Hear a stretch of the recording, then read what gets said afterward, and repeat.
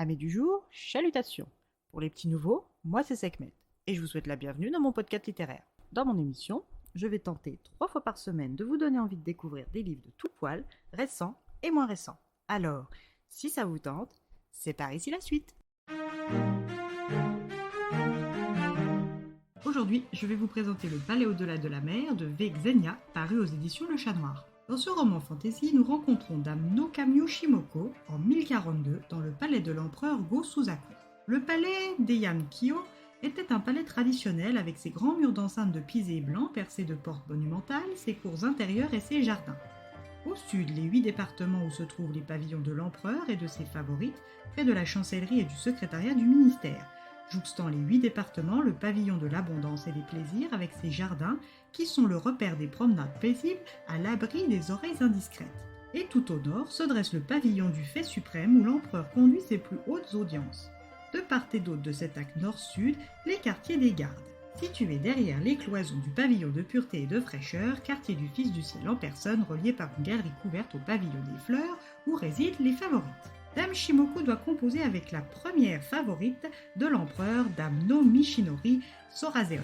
Considérée unanimement comme la plus belle de toutes les favorites et des courtisanes, Dame Soraseon fait la pluie et le beau temps dans ses quartiers. Même si Dame Shimoko n'est pas arrivée au palais depuis longtemps, elle sait qu'elle va devoir se méfier de la favorite.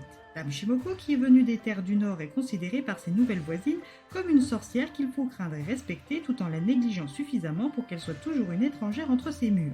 Convoquée au palais pour ses talents de peintre, Dame Shimoko n'a cessé de surprendre le Fils du ciel, à tel point que ce dernier en est venu à lui rendre une première visite nocturne. Dame Soraseon, qui attend sa seconde fille, lui donne sa bénédiction pour satisfaire l'empereur. Lors de cette visite et lors des nombreuses autres, Go-Suzaku et Dame Shimoko ne font que discuter. Et lors de ces conversations, ils abordent tous les sujets, y compris le pays avec ses difficultés liées aux famines qui touchent le peuple.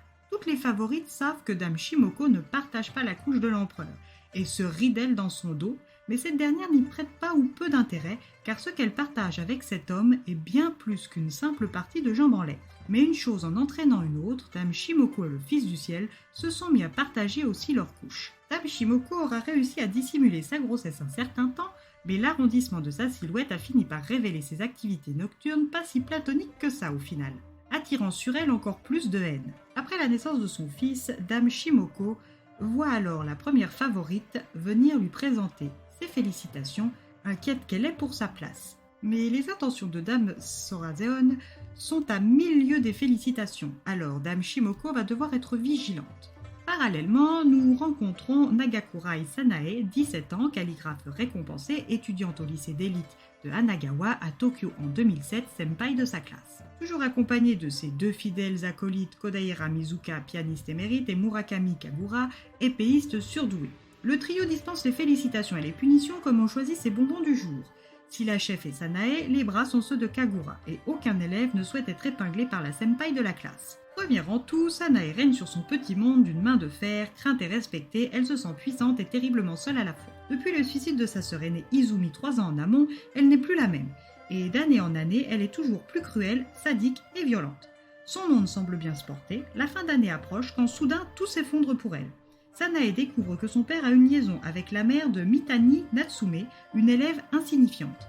Quand Sanae pense que Natsume a une prise sur elle, elle enrage mais ne peut se défouler sur l'intéressé sans risquer la disgrâce. Pas le temps pour la senpai de réfléchir qu'un email est diffusé avec l'épreuve de son déshonneur familial.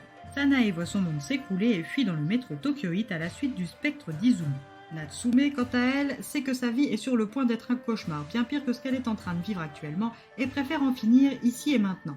Mais lorsque Natsume se réveille et retourne au lycée, la senpai n'est plus Sanae mais Izumi et personne ne semble se rappeler la violente et tyrannique Sanae, pas même ses 2 meilleurs amis, Mizuka et Kagura. C'est à ce moment que Natsume se demande ce qu'elle doit faire.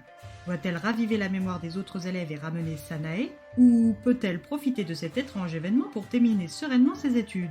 Et surtout, où est passée Sanae? Alors, à sa place, que feriez-vous?